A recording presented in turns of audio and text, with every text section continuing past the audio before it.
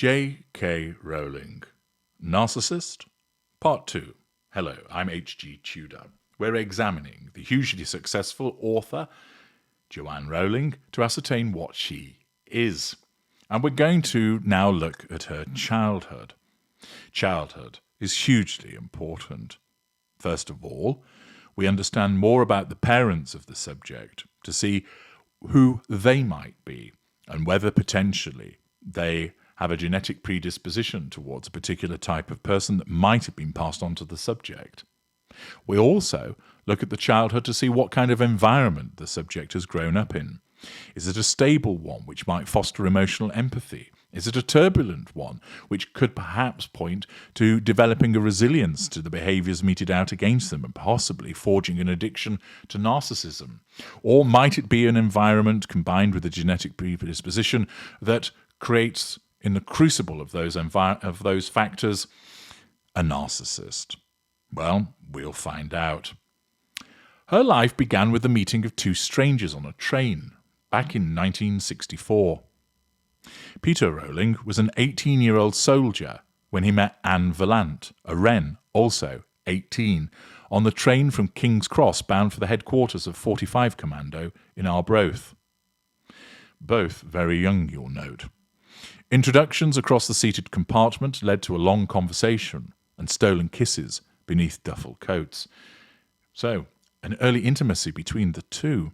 That shows a sense of entitlement.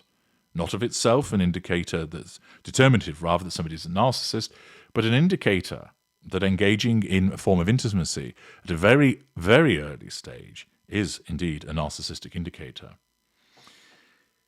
By the time they alighted in Scotland, Pete and Anne were a confirmed couple. There appears to be undue haste in forging a relationship here. A few months into their courtship, Anne became pregnant with her first child, Joanne. Early pregnancy is also a narcissistic indicator because impregnation is invariably used by a narcissist to assert control. It's not the preserve of all people who are narcissists. It can occur outside of the narcissistic dynamic, but again, it's an indicator. The young lovers decided to discard their uniforms to marry on the 14th of March 1965 before setting up home in Yate, 10 miles outside of Bristol. 4 months later, on the 31st of July 1965, their daughter was born at the Cottage Hospital in the more affluent suburb of Chipping Sodbury, where Rowling would later claim her family lived. Accordingly, we have two parents that met, were intimate, became a couple, had a child, and married very early in the relationship. Now, it is important to bear in mind that this was the 1960s, and therefore such activity was not uncommon, but it also bears pointing out that such behaviour bears the hallmarks of the behaviour of a narcissist. While her father secured employment as an apprentice engineer at a Bristol factory, her mother cared for Joanne and her sister Diane, born 2 years later on the 28th of June 1967. A year later, the family moved to the larger house at Winterbourne, where Joanne first discovered the magical world of books and created her own adventures in the front garden. A childhood bout of measles at the age of 4 provided the author's earliest memory of books, when her father raised her spirits by reading aloud to his bedbound daughter The Adventures of Toad Hall from The Wind in the Willows. Is this an act of emotional empathy by her father looking after her when she's unwell, perhaps? Books were spread around the house, crammed in every room, and although young Joanne had little interest in the adventures of the famous five, she would later praise the work of Richard Scarry, whose anthropomorphic work inspired her earliest work of fiction, a story called Rabbit, written at the age of 6. By this time, she was a happy pupil at St. Michael's Church of England School, 5 minutes' walk from the family home. But another move was afoot. In 1974, her parents purchased an old stone cottage in Tuts Hill on the Welsh border, close to the Forest of Dean. The idyllic church cottage, which had a flagstone floor and a covered well, was very close to the local graveyard, and was surrounded by countryside in which the Rowling sisters would enact their adventures. But for the young J.K. Rowling, the first day at Tuts Hill Church of England School in September 1974 was not a success. She scored only half a mark out of 10 in a test that led to her being positioned on the less intellectual side of the class. Her natural abilities soon shone through, and she was promoted. But as she explained, the promotion was at a cost. Mrs. Morgan made me swap seats with my best friend. By the age of 10, she was a keen brownie, which might suggest that being involved in the Brownies, which is an organisation which helps others, could be a manifestation of emotional empathy. She was a voracious reader and a serious student who raced to get her hand up first. Is this a necessity of showing off? Perhaps showcasing a narcissistic trait? I was the epitome of a bookish child, short and squat, thick national health glasses, living in a world of complete daydreams.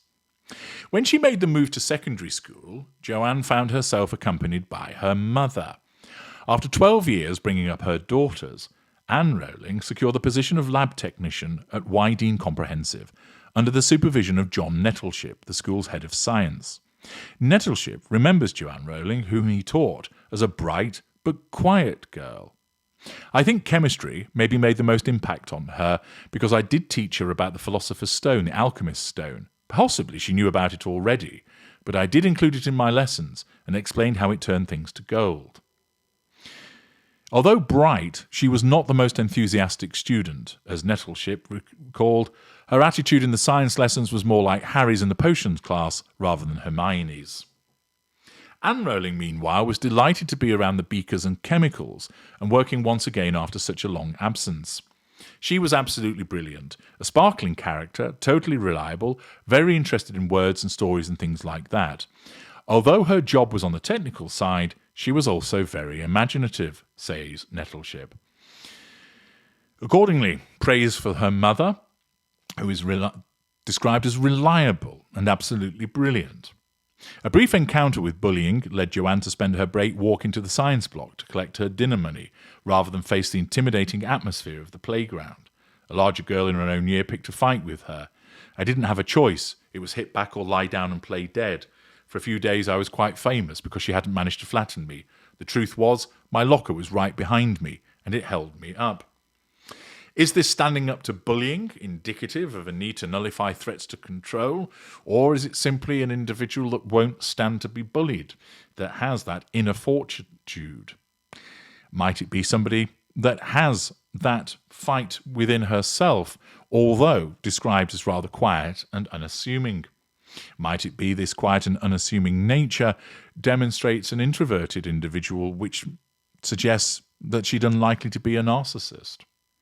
Throughout her teens, Rowling honed her taste in reading material.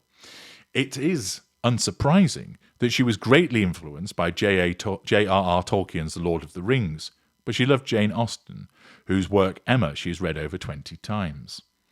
But as with all teenagers, Rowling became more and more interested in pop music.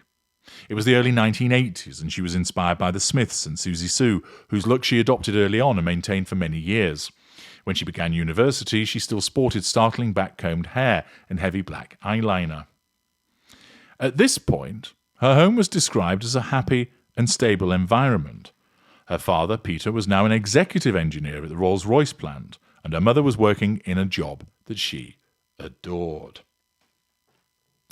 Accordingly, fairly unremarkable childhood so far.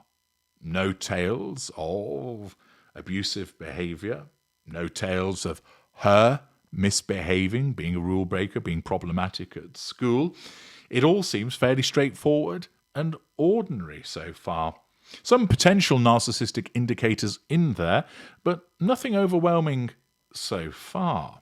But we're now going to examine in part 3 her familial relationships in respect of how she has got along with her mother, her father, and also her sister.